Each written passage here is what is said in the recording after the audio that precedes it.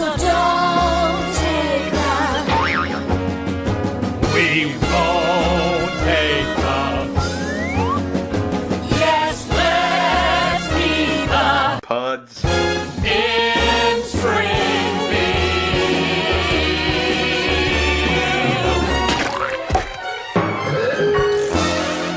Alright.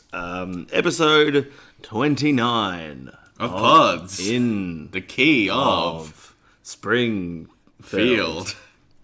Pods in the key of Hans Sprungfeld.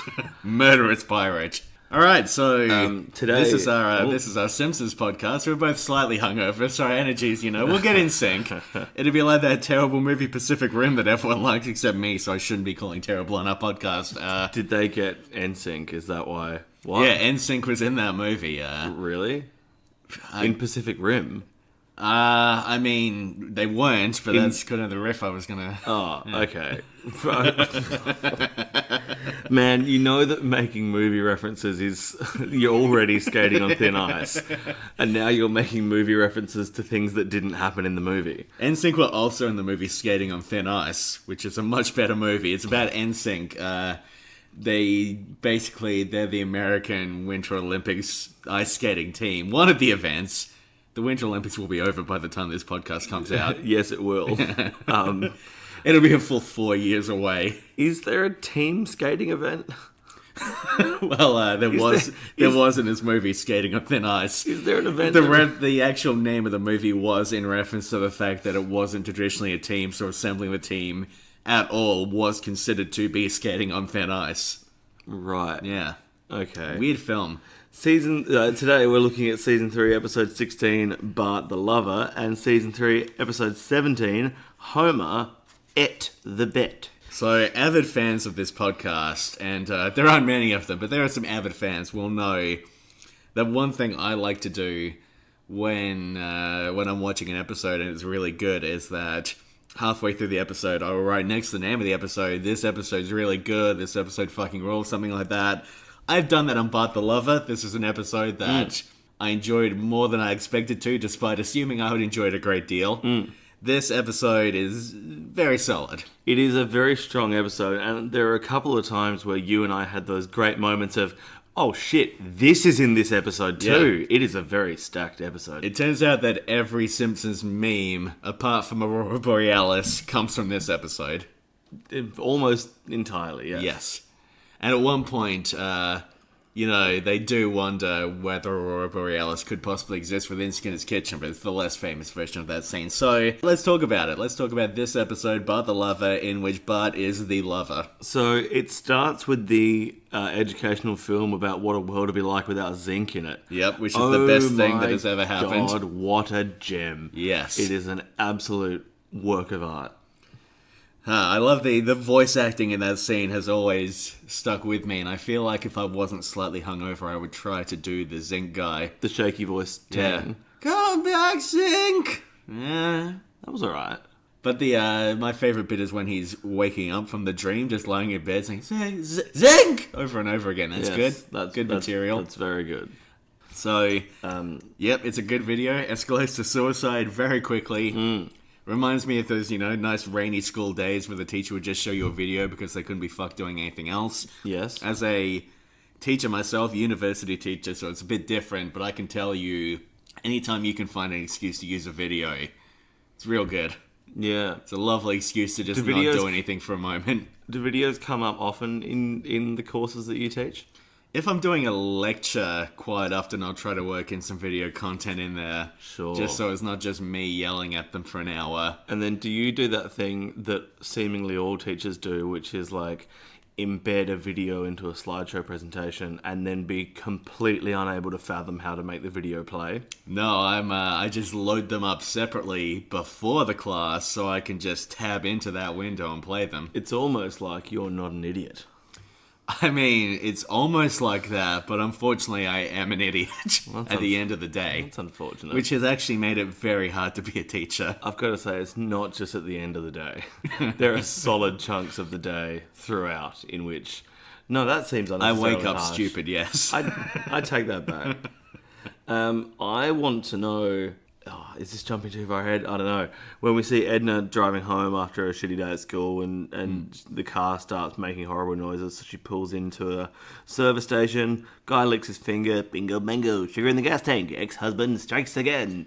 A line that I use all the time. All the time. Yeah. How often is old mate taste testing the petrol? Like, is that his... His go-to move to check what's wrong. His modus operandi? Anyone comes in saying, my car's making weird noises, he's like, well, I'd better taste the petrol.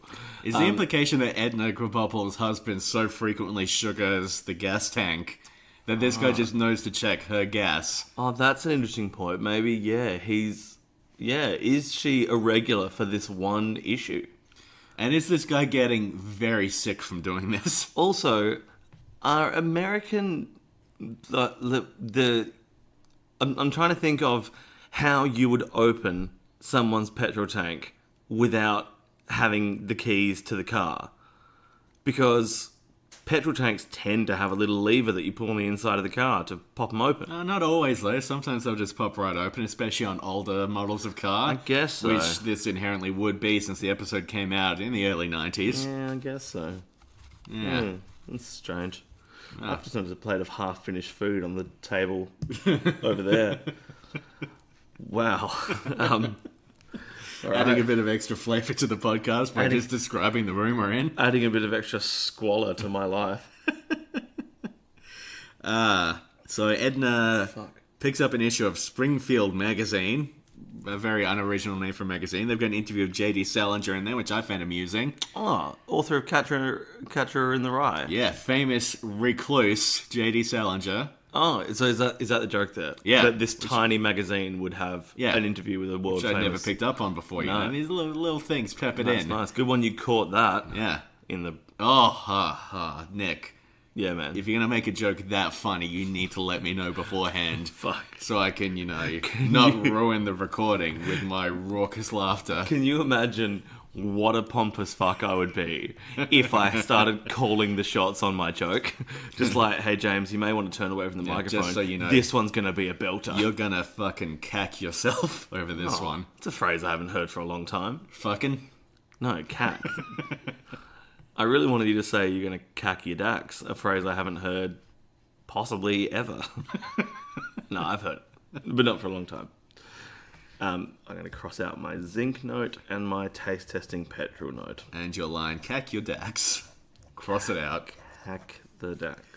Something I find very interesting in this episode that happens early on. Sure. When the Twirl King performers arrive. Twirl King. At the school. Yo-yos. They hand everyone twirls. The Twirl King yo-yo thing. Sure. So these people, they come, they perform yo-yo tricks, and then the kids are very into yo-yos. Now, we went to the same school. We did. This is a thing that happened at our school every few years. People would arrive and just show off yo-yo tricks, and then you'd be able to buy yo-yos at the school. Yo-yos were this weirdly huge part I remember of our schooling. in primary school, which I wasn't at the same one as you for the first bit, but in primary school and in high school, there were yo-yo phases. Yes. I do not remember being greeted by a touring yo-yo company. It happened. By a company of touring yo-yoists. It might have been because I think it was mostly prep school before you came to the school. Right. But this was genuinely a thing. There would be people who would come to the school, they would do like a performance with yo-yos. Right. And then the school would be briefly overcome by this yo-yo craze. Yeah. And it makes me wonder, is this based on something real, what happens in the episode, or is this just a weird coincidence? And also, why the fuck was that a part of our education that occasionally, very specifically, yo-yo marketers would come to the school, convince us to buy yo-yos en masse, and then fuck off again? And for like 3 weeks, everyone would be all about yo-yos. Were they, because I honestly have no recollection of this, were they specific branded? Like, was that the Duncan designed yo-yo team? I feel like Duncan was maybe involved in this, but then, there'd be like the Brain yo-yo. I remember was the big one, but it cost like $25. People would go Brain. out and buy the Brain. Is that the one that lit up? I think so. It was like a fancier yo-yo. Yeah. It was a yo-yo that people were very into. Did you ever get into, on a related note, did you ever get into the Yo-Ho Diablo?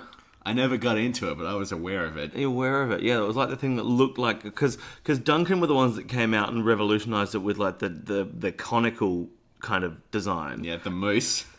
I think that was like their logo and their... Oh, yes, yeah. it was. Yeah. Yeah, because most yo-yos kind of look like a vertical burger. And then the Duncan... Vertical Burger? Yeah. Welcome to Vertical Burger. Can I take your The order? most extreme burgers. And then Duncan came along with their dual cone-shaped things. And then the Yo-Ho Diablo, I remember it as being like an enormous Duncan yo-yo, and you had 2 sticks and a bit of string, and you'd toss it and do something. Yeah. I never really got into it. Yo-Ho Diablo is a wild name for a product aimed at children as well. It's an amazing thing. It's basically, oh shit, it's the devil, would be the literal translation. Literal translation. But I remember being in year 7, Sure. and the yo-yo craze came through again.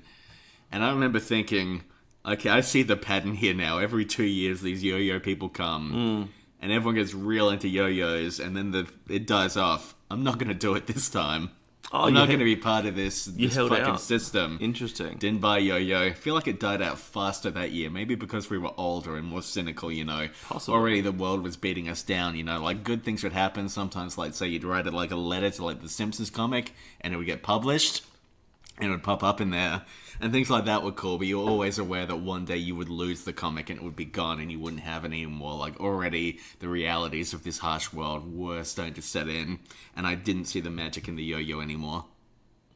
I don't see the magic in the vertical burger yo-yo anymore, because sometimes like you buy a show bag, like a Coca-Cola show bag. Is a show bag an American?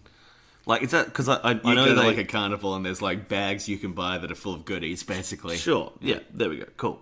It's also an insult that I like but have never had the opportunity to use. If someone's shiny on the outside but you suspect they're full of shit, you refer to them as a show bag. I really like that. That is good. But, if you get a Coca-Cola show bag and you get like the shitty backpack and you get like 2 cans of Coke, but then they'll $40, yes. They'll include a yo-yo, a branded Coca-Cola yo-yo. But Yeah, it'll Coke branded yo-yos used to be a huge thing. Used to be a huge thing, but they're the shitty vertical burger ones. Yeah. And I just don't get, in a post-Duncan designed conical yo-yo world, I don't get the appeal of the vertical burger yo-yos. Tell you what, though, I would love a vertical burger right now. Really? Yeah. I have a feeling that it would be difficult to eat. Yeah, I suppose so. But you could just flip it around. What, make it a horizontal burger? Yeah. Get fucked. You're right.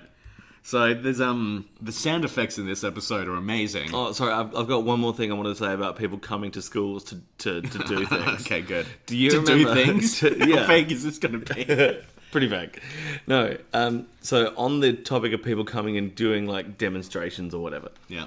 Do you remember when we were in high school, there was an assembly where some guy that was really into canoes came and gave like a presentation on I canoes? don't remember that at all. This is my favorite thing because I don't know if he'd like set a record or if he'd done something or if it was just some guy Paddling the school that canoe? Is that a paddling? that was hugely into canoes. But I remember at one point he played like a slideshow up on the projector of his photographs of some canoeing trip with a song in the background that was like, "Give me a canoe and let me go." And every now and then I think about that and laugh because it's maybe the most absurd thing I've ever sat and watched. Man, that's weird.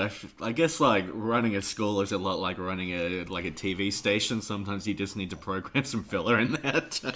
Do you also remember there was a year when, I think it was maybe in the week before Easter, we had like a guest preacher that came in? And Yes, I remember that guy. That guy was a maniac. And we had 5 days in a row of whole school assemblies where this guy was giving Jesus speeches. And then at the end of every one of his sermons, he would play Arms Wide Open by Creed. And we had to sit there and listen to it for 5 fucking days. Creed, Ryan Coogler's best film, but not a great band. I do remember he made his own music as well. I remember he came in once and he was playing these like bongo drums. This is a song that when God said to Noah, I got a plan, I got a plan for you, man. Yep. Oh, fuck, we both remember that. Yep. That was a truly bizarre Shit. week of our lives. It's got little to do with The Simpsons, but I feel like it's worth talking about anyway. Sure.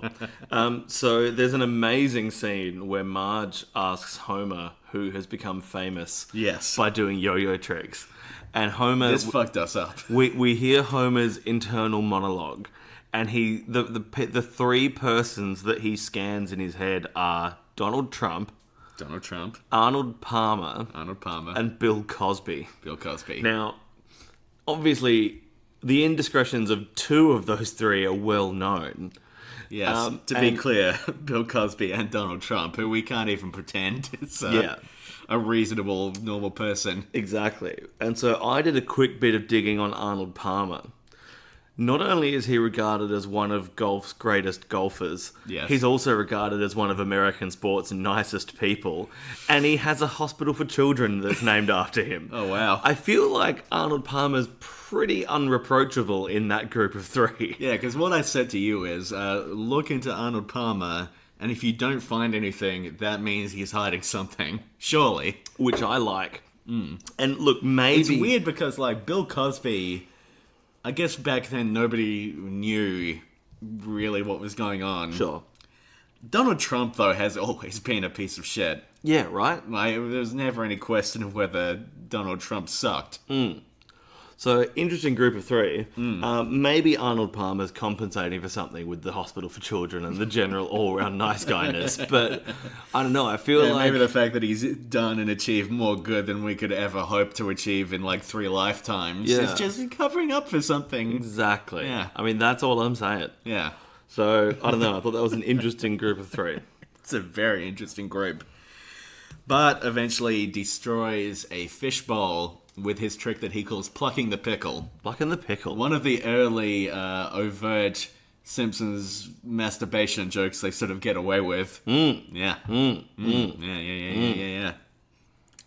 Yeah, plucking that pickle. Yeah, I had nowhere else to go on that.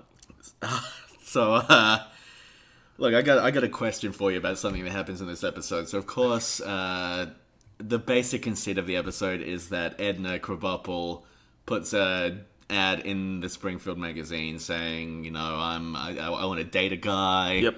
Please date me, because it used to be that dating was even more horrific than it is now, and you had to put an ad in a magazine. You can just use a thing on your phone that would, you know, help you get rejected by a lot of people. Sure. So I think that's the main difference, is rejection used to take longer. Yeah.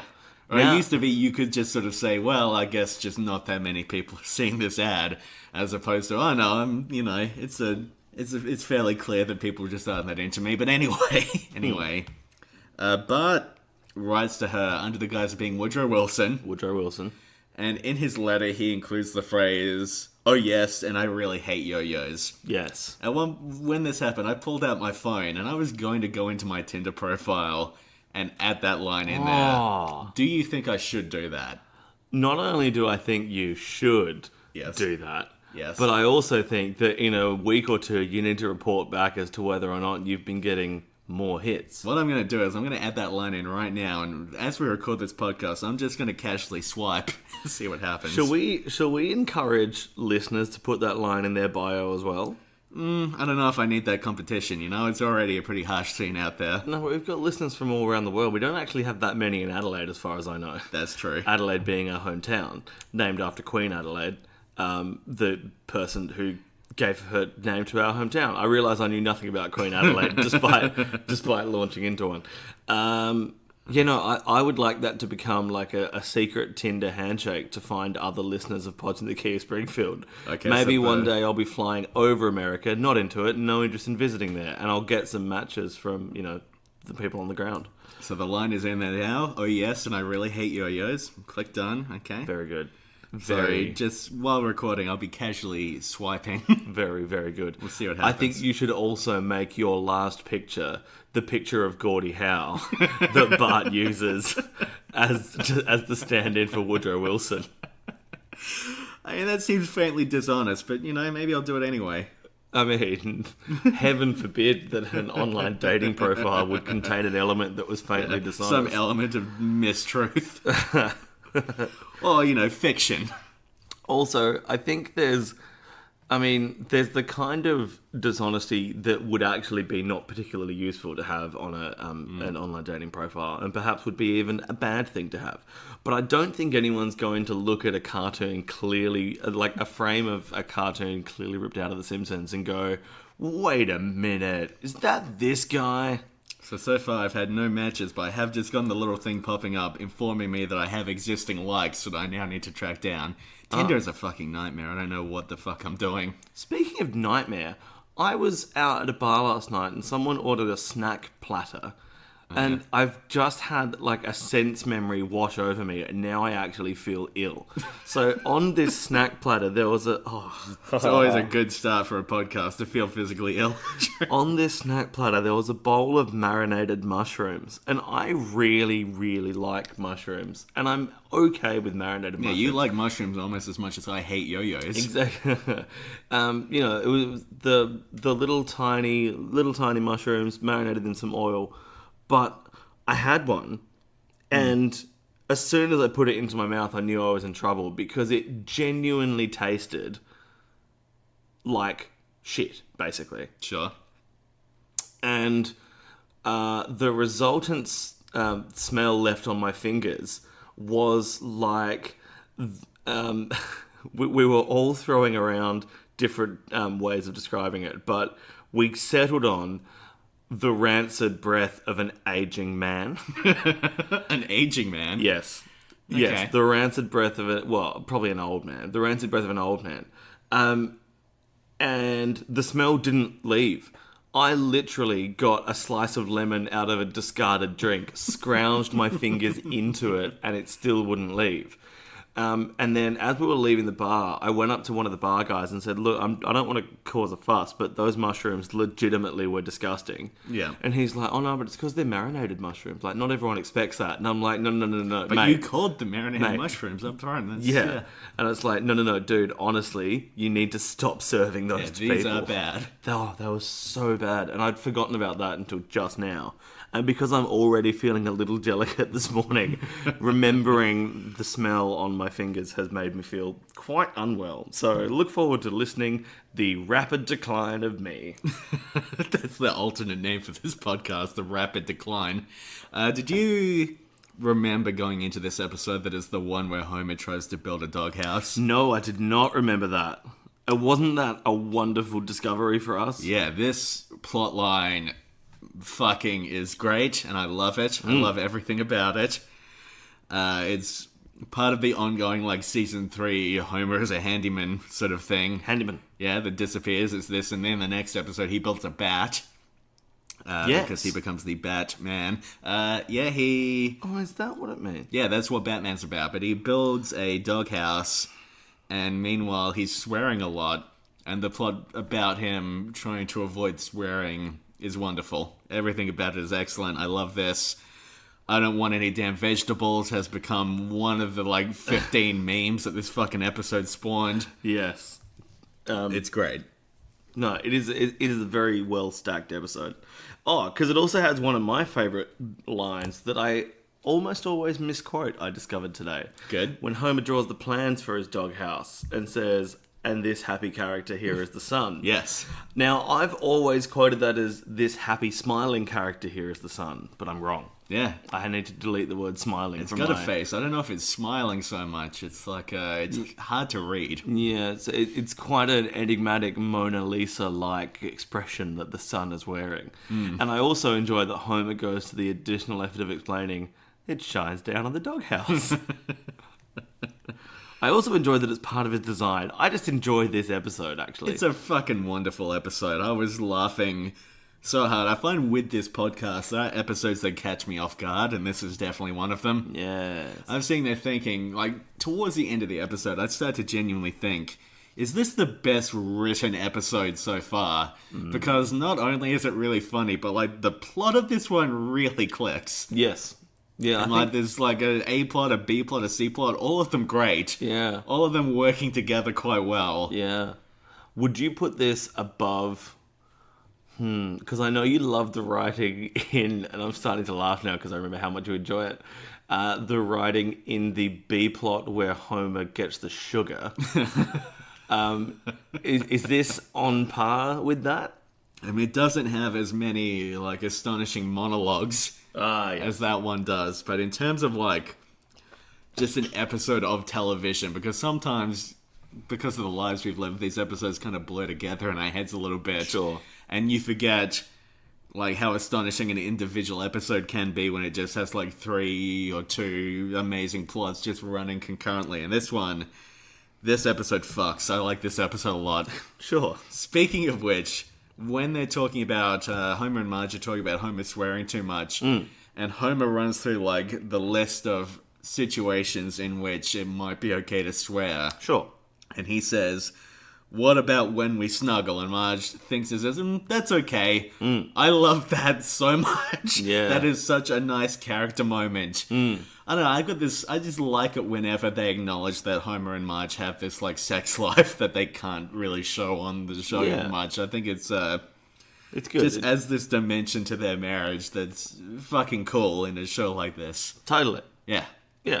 It's really cool. It's a good show. Yeah. I like The Simpsons. Sure. Also, all these scenes where Homer, it's implied that he's swearing and then it cuts between him about to swear and then putting the money in the swear jar. Yes. Little anecdote I remember from the audio commentary that I listened to 25 years ago. Alright, this will be accurate and good. Yeah, apparently in the studio that day when they were doing these lines, Dan Castellaneta just goes for it, just swears a blue storm. Oh, sure. And, obviously they're cutting So before they're that. editing out, yeah. But apparently the day they were doing that, in the studio, there were, like, some kids there who had won a competition to go on a studio tour. And Dan Castellaneta's just cutting loose. And there's these little kids wandering around just... That's wonderful. Yeah. That's excellent. And I wish I could do it, and those kids grew up to be... Justin Roiland. But I don't know who? He's the creator of Rick and Morty. See, it's not that good. That's why it wasn't worth making. See, I saved you. I leapt on the grenade. Yeah. And now the listeners are going to hate me for my shit joke. I was going to think of someone better than that. You're like Woodrow Wilson? Well, yeah. Woodrow Wilson's better than most people. Maybe some sort of, like, alternate dimension child who went back to his own dimension, made his own version of The Simpsons that was full of swears. I don't know. Seth MacFarlane. Oh, the Family Guy guy. Yeah. By the way, do you remember, like, 10 or 11 years ago, so, like, 2006, 2007, when it was really popular to have the opinion that, oh, actually, Family Guy's so much better than The Simpsons? Yes, I fucking do. It was even longer than that. It was like the early 2000s. People would say, oh, Family Guy is like The Simpsons for adults. I remember that used to be like an acceptable opinion to have. Totally. Nowadays, if someone said that, you say, are you out of your fucking mind? I mean... that is the most ridiculous position to take on any issue in the world. Yes. I mean, it's not, but it's pretty bad. Yeah, I reckon there was probably a year or two where I held that opinion, and I really wish I hadn't. I feel bad about it. It reminds me of that time that you were wrong about the TV show Family Guy. We transition to a different scene. Oh, and then we go off to a cutscene for a nonsense. Which is basically just the thing I said, except now it's on the screen. Yeah. Right, have you got any more notes on Bart the Lover? I suspect you do. I have a lot, actually.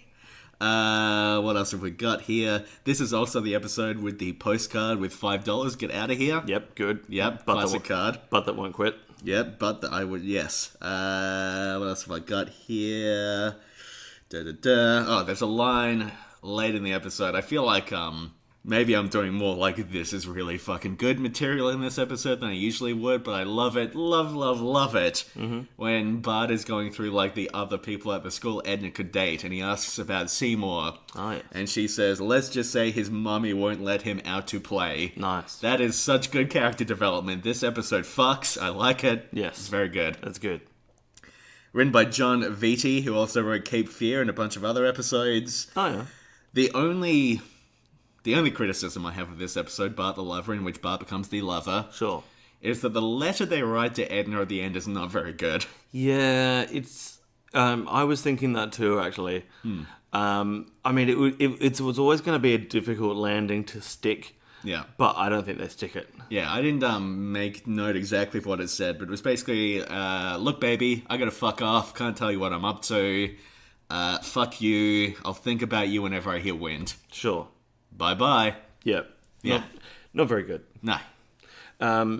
Yeah, a bit of a cop-out, that letter. Yeah, but The Simpsons, good show. Yes. In my opinion. Well.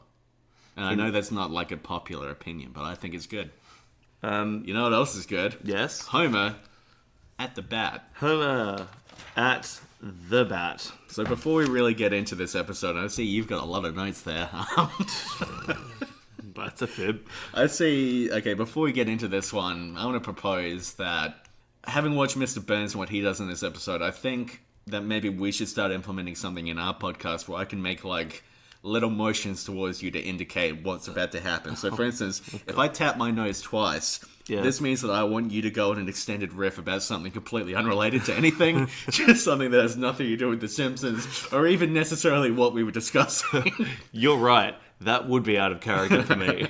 I do require direction for that. If I tug at my beard like so, it means that I'm about to bring up Twin Peaks, but I can undo this by licking my lips, okay? So that'll mean, you know, this means I'm about to bring it up. Yeah. I'm about to talk about, like, you know, David Bowie or Jow Day or the Ed and Norma scene. You know, I'm going to bring up something, but if I start licking my lips, it means actually I'm not going to talk about Twin Peaks. Okay. If I start rolling my eyes, it's a sign that I have a theory about the omelette universe that has flipped in on itself that we haven't talked about in a little while, but is definitely a part of the show. Yeah, we haven't talked about that for a while, actually. But if I start crying while I'm doing that, it means that I need you to bring it up. I need you to get the ball rolling, because I can't. How many times will you cry? Is it not once, not twice, but thrice? One of my favourite lines from this episode? Strong possibility, yes. Okay, cool. If, Just checking. And if I get up, walk away and don't come back, that means that I just need you to riff for a while until the episode ends. Okay? All right, thank you. Thank you for making such a clear set of rules for me to follow. Yeah, so just, you need to remember all of those, so repeat them back to me. Okay, so you've got the one where you cry. Yep. Because you're going to talk about NSYNC. Yep, sure. Twin sinks. Twin sinks, yes. Twin sinks. Yep. Yeah. Well, you got the his, you got the hers, you've got the ensuite bathroom. Yeah, that was the sequel to Skating on Thin Ice. Fucking hell. So I'm going to talk about something I enjoy. In the something unrelated? In the no. In the opening scene where Homer's choking on a donut, and Lenny there's a Heimlich maneuver poster, in which the demonstration of the Heimlich maneuver features a guy coughing up an entire lobster. It does, yeah. I enjoy that. I mean, to me, that's not the best way to eat lobster. Are you sure? Yeah, personally, I like to get the meat out of the lobster and just eat that. Controversial. How do you eat your lobsters? I don't eat lobster, actually. No? You don't like lobster? Or you just don't have an opinion on lobster? Don't have an opinion. You don't strike me as a person who have an opinion on lobster. A lobsterman? No. For me, it's one of those things where it became such a trope for high-class fancy food that I just decided to reject it, because I like to consider myself as very punk on very, very unimportant issues. And so one day I decided, well, I'm never going to eat lobster. Lobster's pretty good. Yeah, not interested. What a weird and specific position to take. Well, it's because it became the shorthand way of saying, look at how interested I am in status and class. And so, of course, I reject it. You know why that's happened more than anything, though, I think, is the aesthetics of lobsters. I think because they're fun to draw. Or just like they look interesting, and that's why they're used as shorthand, I think, is because the lobster is an aesthetically interesting creature. I think it's also partly because they're relatively expensive. Yeah, relatively. I've had fairly cheap lobster. I mean, David Foster Wallace invited us to consider the lobster in his essay Consider the Lobster, and that's essentially what we're doing right now. Why did you give it such a bafflingly obscure title? I mean, Instead of the lobster. I don't know what it wants me to do. How am I supposed to pick up on such a subtle signal? Yeah. David Foster's Lager Wallace. Okay, so in this episode, they play some softball. Yes. This is the softball episode. Yes. About softball. Homer makes his own bat. Yes. And that's nice. Again, there's this ongoing thing in this season, for some reason, of Homer being a craftsman. Mm-hmm. A guy who crafts. Mm-hmm. It's good. It's fine. It's a good episode. Yes. Sure. We're both really tired and hungover. It's making recording a podcast difficult. It's making riffing very difficult. But it's okay, because we can just, keep saying things. This is one of those weird episodes that happens not only in The Simpsons, but in, every show ever.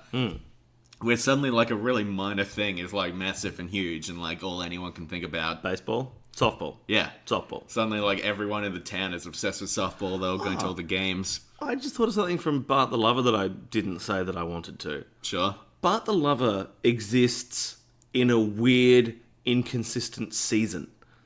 Okay. Because there are some external shots that we see of, the Santa's Little Helper freezing and there is piles of snow around him. But then on other days, there is no indication that it's winter.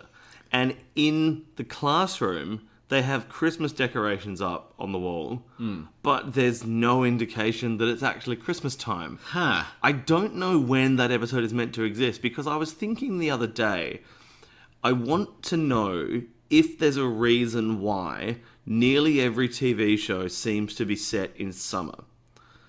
TV shows are only ever set, and keep in mind, this comes from someone that watches no fucking TV. Yeah. But TV shows are only ever set in winter when the entire episode revolves around its inherent winteriness. Yeah, that's not a bad point, actually.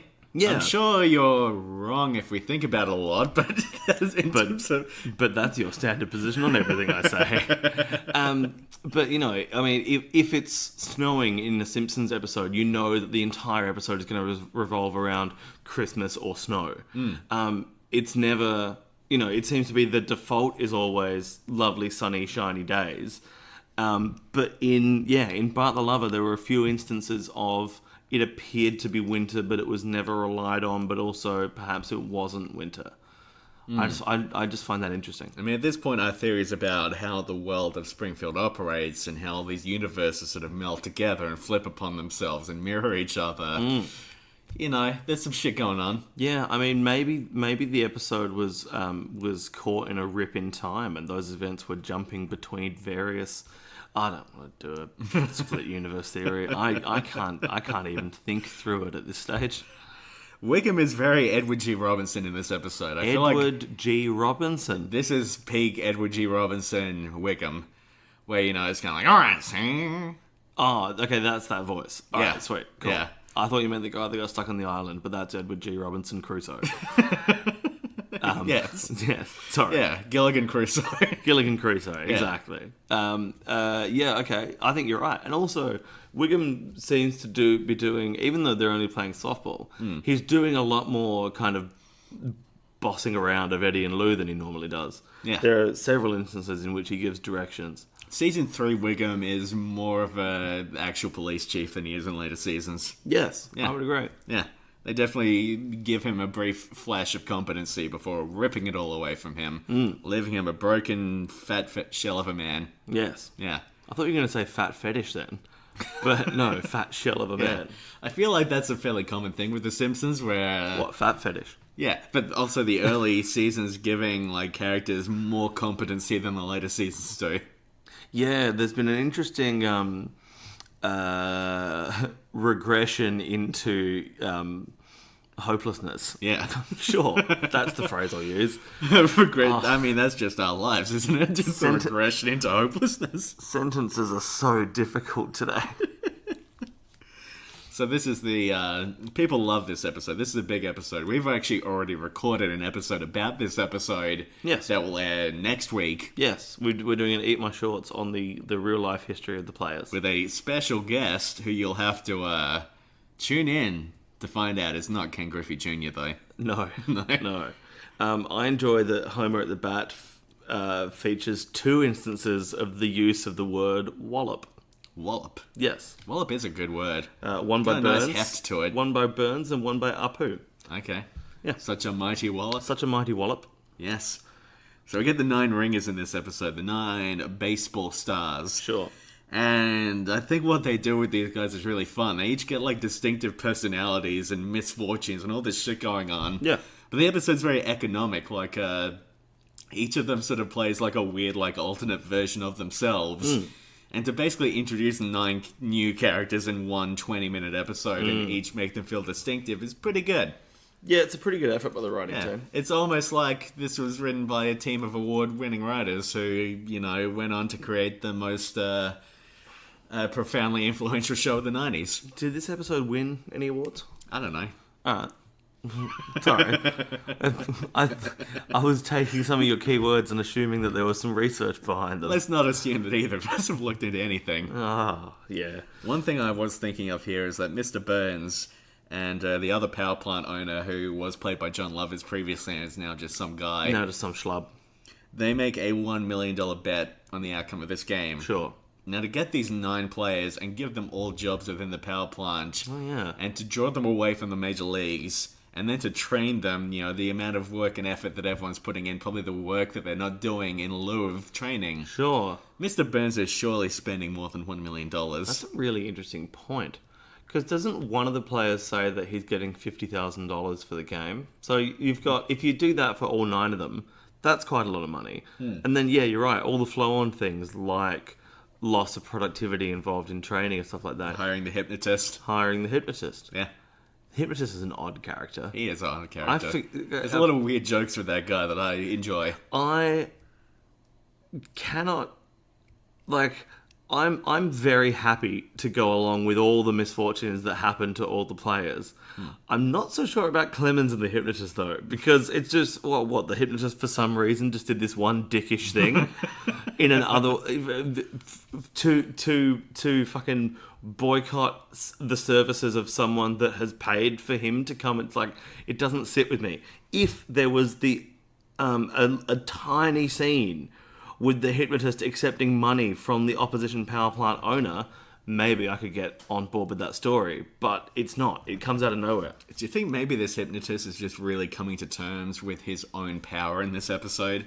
He's realizing the extent of what he can do. He ruins one man, and then he, convinces Burns he did a good job. He's just playing around. He's realizing the full extent of what he can do.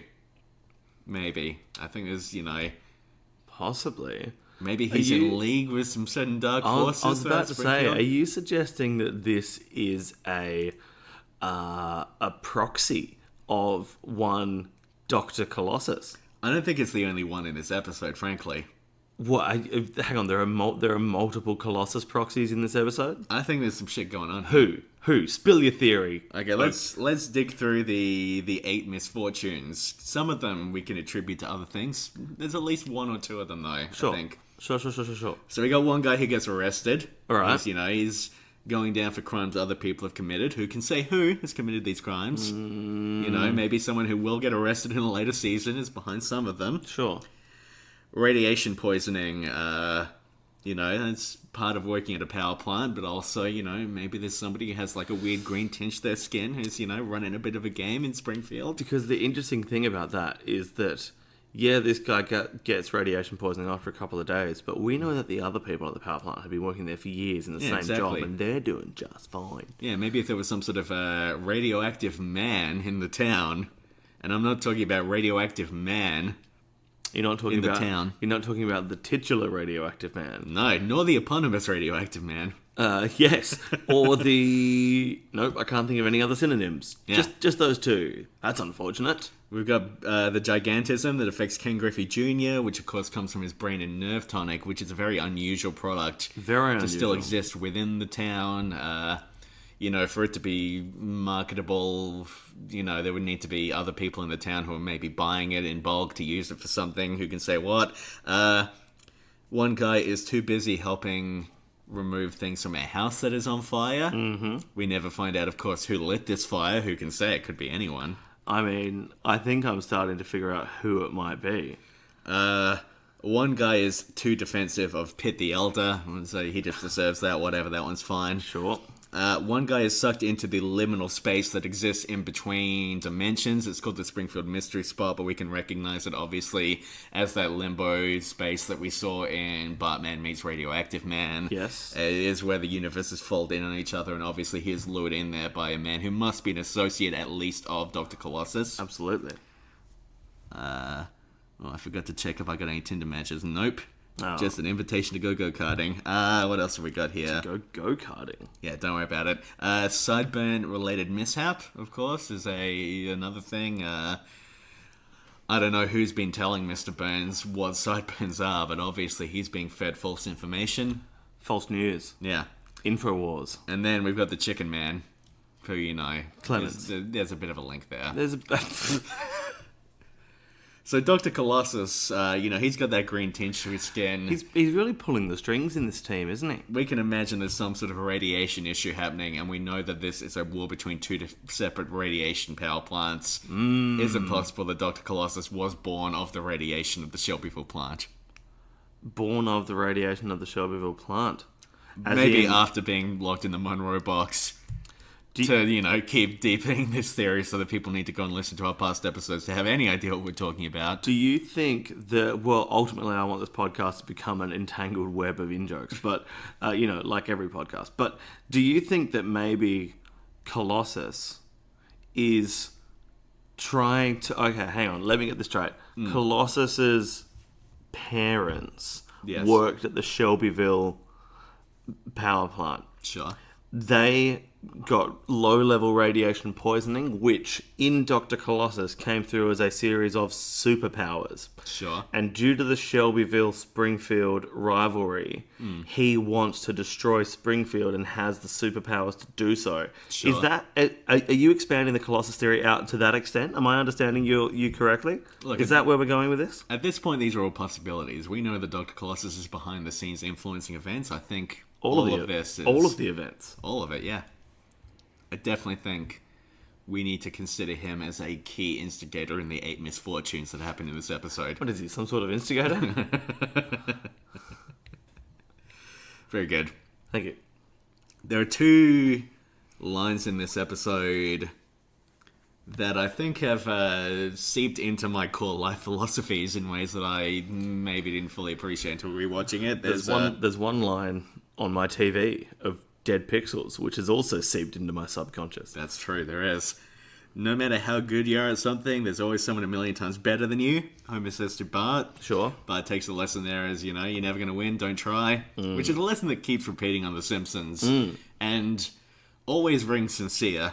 It really does, doesn't it? Yeah.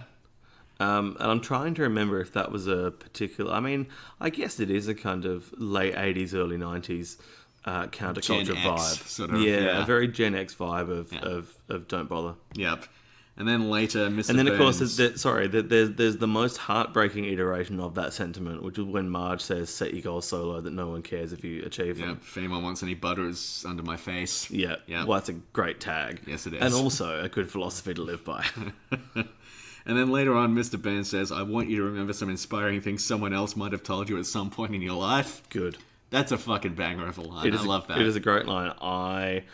It is wonderfully non-committal to the idea of being inspirational. Indeed it is. Or inspiring. Probably inspiring more than being inspirational. Sure. Sorry. I think they're different things. Do you know that nauseous and is like when everyone says I feel nauseous, that's technically not a correct use of that word. Ooh, does nauseous refer specifically to feelings you have at sea? No, nautical nauseous. That'd be interesting. I believe if you feel ill, say if you remembered, I don't know, some horrible fucking marinated mushrooms you had last night. Yeah, sure. That smelled like they'd been regurgitated by a pensioner. That kind of feeling. Apparently, in that situation, I should say, I feel nauseated. Okay. And if I feel nauseous, that means I have the capacity to make other people feel sick. Oh, really? I have the capacity to make other people feel nauseated with Okay. my nauseousness, I think. Huh. Okay. Yeah, I never correct people on that, but I picked that up somewhere along the line, and it's always in the back of my head. Language is horrifying. It's a pretty horrifying set of affairs, yeah. Yeah, so Yeah. always remember that you use fewer if it's something you can count by number, and you use less if it's something you can express as an amount. That's good. That's this podcast fucking grammar lesson. Yeah. Fucking Yeah. yeah. I used to I used to correct people all the time on less versus fewer, but now I'm doing it heaps fewer often. Knock it out the park. Fuck. Thwack. Wallop. Do you know how difficult it was to bend my brain into using the intentionally incorrect word to make that shitty joke? Yeah, you really fucked it as well. Did I? Fuck. Well, it was a situation where there was no room for confusion. Yeah. It's okay though. It's good. Everything's annoying. good. Something I never noticed about this episode that is wild and weird is right at the end. Homer gets the winning run when he gets hit in the head. Yeah. Did you notice the scoreboard before that happened? No. The score was 43-43. Oh. That's the most unlikely of scores in a game of softball. That's ridiculous. Yeah, right. A typical score is like 5-1. Wow. That's ridiculous. Or maybe it's scoring higher in amateur leagues. I don't know, but like 43-43 is not a typical score for a game of based or softball. Yeah. Yeah, that's really weird. It is weird. I find that weird. I didn't know that. But even if I had noticed that, I wouldn't know because I don't have any context for baseball or softball scoring. But Unless I'm somehow completely wrong about that, in which case, listeners, write in, let us know. Al Jean, if you want to dispute this, please let us know. Danny DeVito, if you're out there, please write in. DeVeets. Yeah, podsinthekivspringfield@gmail.com. I was thinking about the DeVeets. Were you? Should we make it a mission before the end of this calendar year to get hashtag retweets by DeVeets Retweets by DeVeets? and secure at least one retweet? I'm assuming Danny DeVito's on Twitter. I don't actually know that. I've never He checked. is, yes. Yeah, I think Pods in the Key of Springfield should get retweets by DeVeets. I don't think he tweets very often, but I still think that might be achievable. What are you looking What at is here? an average baseball score? Should I technically search softball? I think it'd be fine. Average game was 8.33 33 runs per game. Runs, Cadbury. They're called runs. Sure. Don't know what that's a reference to. What's the movie with fucking Richie Rich? Okay. What is an average scoreball score? Is what I've just typed. I'm Nick and I'm an idiot. Alright, let's go to the ncaa.com. Yep, sure. It's the end of the episode. We can afford to do a little riff here. Scores. Are these games finished? I don't know. This is horrible. What a website. I don't know. High school softball scores. I don't know if I want it in my search history that I've been looking up high school softball. Softball. Scoring runs. Sorry, this is completely not necessary. But, I mean, so far, It's alright, man. You're making it work. nothing of my things have been necessary.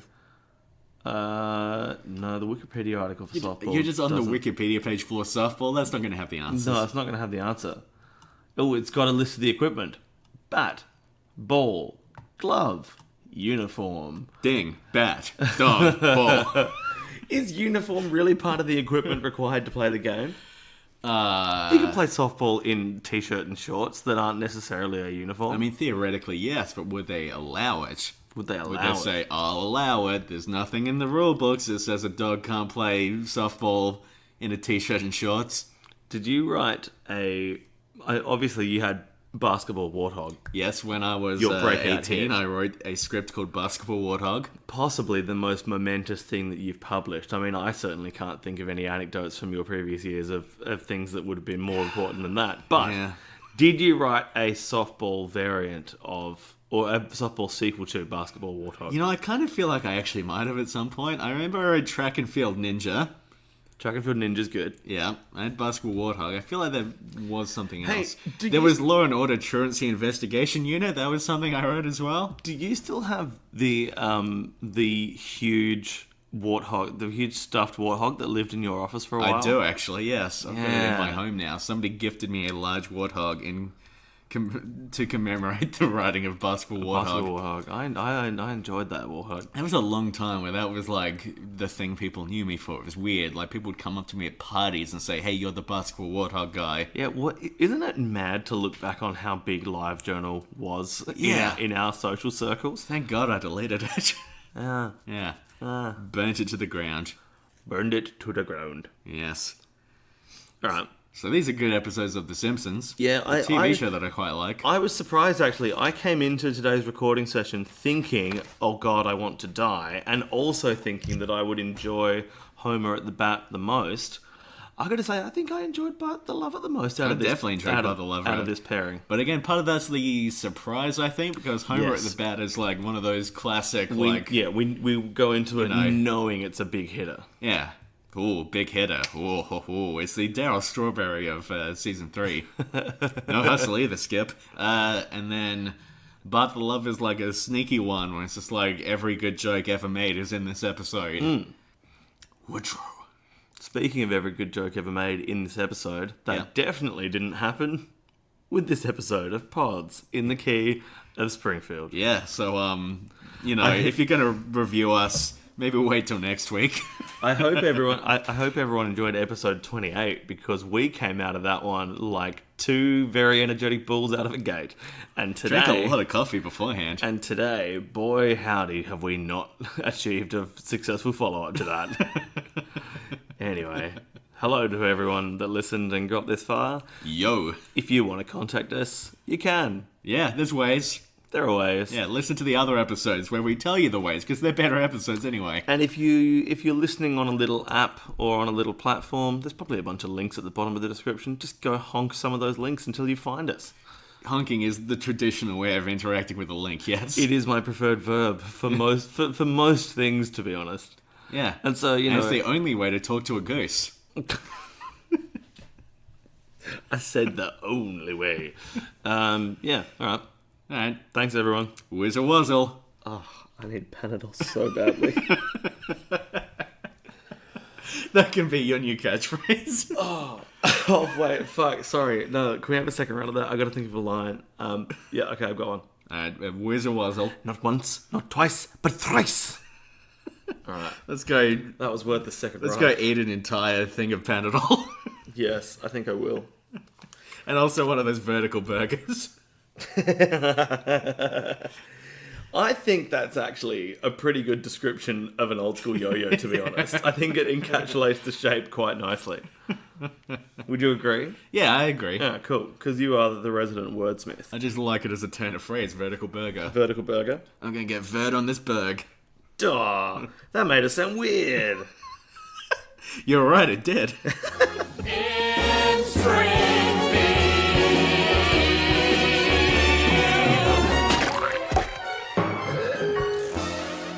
Any good Woodrow Wilson material?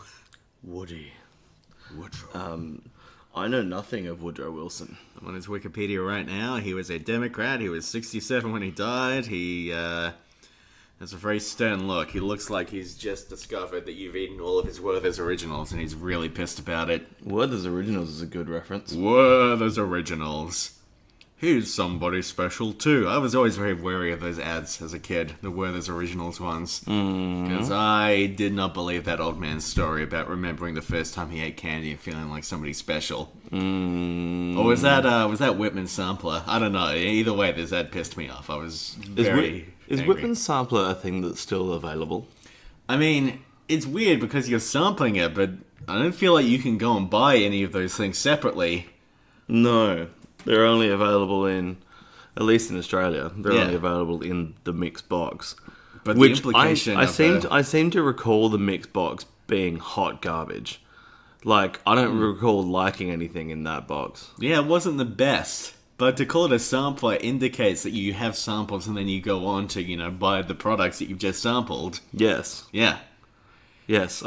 Yes.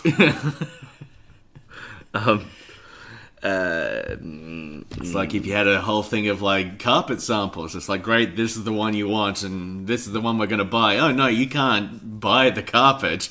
You can only buy the samples. You can only buy tiny, tiny boxes. Filled with tiny bits of carpet. Ladies and gentlemen, Talking Softball by Nick. Well, Mr. Burns had done it.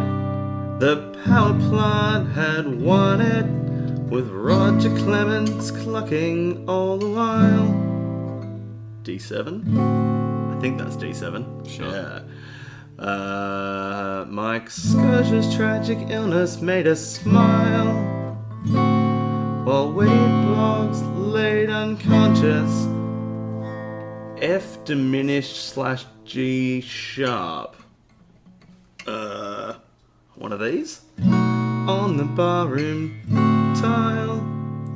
We're talking softball.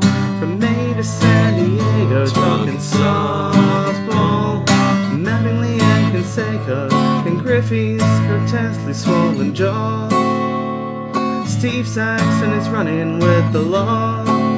We're talking Homer, Ozzy and the Straw. In Springfield.